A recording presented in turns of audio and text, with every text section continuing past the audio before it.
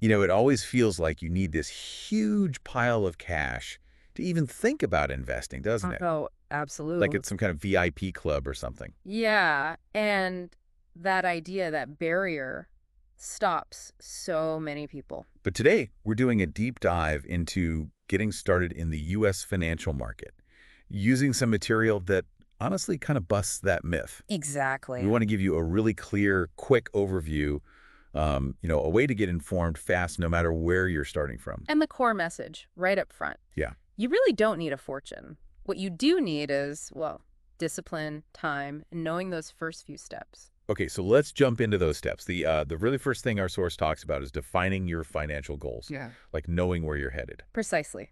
You need a destination. The source gives great examples like planning for retirement, maybe saving for a down payment on a house, Right. or even building up some passive income. Okay, so those goals are the why. They're absolutely crucial. They drive everything else.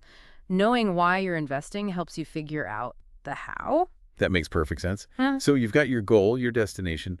What's the next move then? The next big step is choosing your investment vehicles. Think of them as the way you'll get there. Okay. The material mentions a few common ones: mutual funds, Uh-huh. index funds, and individual stocks. Could you briefly touch on what those are, just Yeah. the basics? Sure. So mutual funds basically pool money from lots of people to invest in a bunch of things.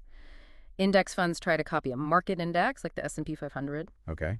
And individual stocks are, well, owning a small piece of a specific company. Gotcha. Different ways to actually put your money to work. Hmm. And I guess the choice depends on the person. Totally. It connects back to those goals we talked about, and also importantly, your comfort level with risk, how you feel about potential ups and downs. Right, risk tolerance. That makes sense. Funds might feel, I don't know, safer because they're spread out.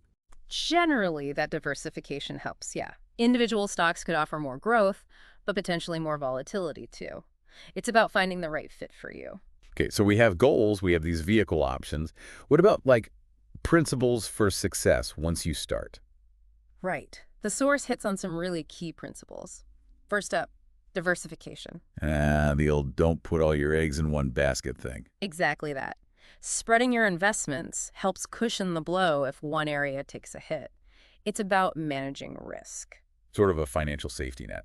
Makes sense. What else? Consistency. This is huge. Just keep at it. Yeah, investing regularly over time doesn't have to be huge amounts, Yeah. but that steady habit lets you benefit from compounding. It's less about timing the market perfectly. Which is impossible anyway. Pretty much. It's more about time in the market, discipline. Okay, consistency. Got it.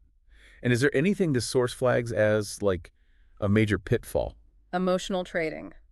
Definitely. Like panicking when the market dips. Exactly. Or getting too greedy when things are soaring. Making rash decisions based on fear or excitement can really hurt your long-term results. So staying calm, sticking to the plan. That's the core idea. Successful investing, often it's more about your mindset, your behavior, than some super complex strategy. Right. Okay, so let's quickly recap then. Getting started isn't about having tons of money. Yep. It's about first setting clear goals, Mm. retirement, a house, whatever it is for you. Mm-hmm. Then understanding the basic ways to invest, like mutual funds, index funds, or individual stock. Knowing your options. And finally, sticking to those key principles. Diversify. Spread it out. Be consistent. Keep adding over time. And try, really try, Hmm. to keep emotions out of it. You got it. What's great is how straightforward these basic ideas are. You don't need to be a finance whiz to grasp them and, take that first step. Absolutely. So a final thought for you listening. Thinking about your own situation, your own goals, Mm-hmm. what's maybe one small step towards investing that feels doable for you right now? Or even just which of those investment types we mentioned sparks a little curiosity, something to mull over. Yeah, definitely something to think about. Thanks for diving deep with us today.